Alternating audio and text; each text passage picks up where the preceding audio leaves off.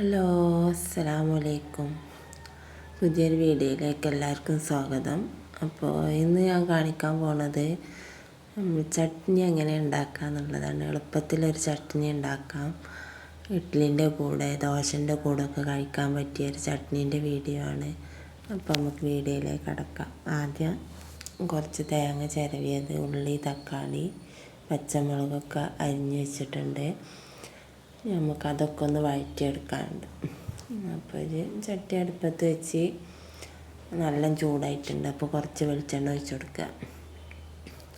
ഇനി അതിലേക്ക് ഉള്ളി, തക്കാളി അരിഞ്ഞ് വെച്ചൊക്കെ ഇട്ട് കൊടുക്കുക.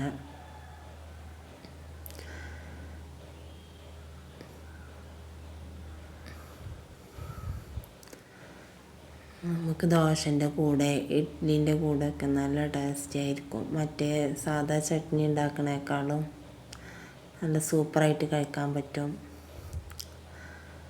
ഇനി ഇത് നന്നായിട്ട് വഴറ്റിയെടുക്കുക.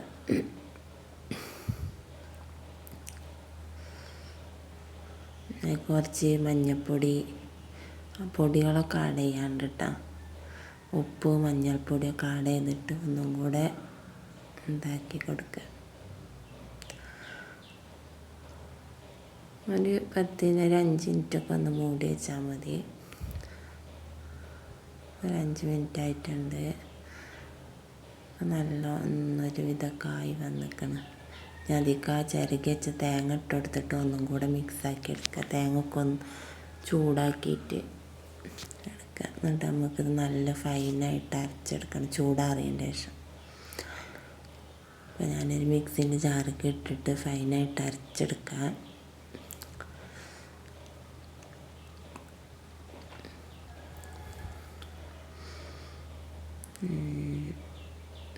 ഇപ്പം ഞാൻ അരച്ചെടുത്തിട്ടുണ്ട്, നല്ല തിക്കായിട്ട് അരച്ചെടുത്തിട്ടുണ്ട്.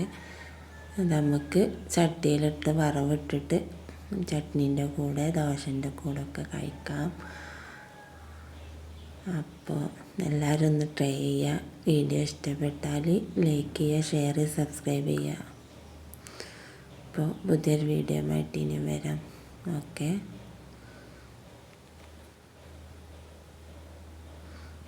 bye bye.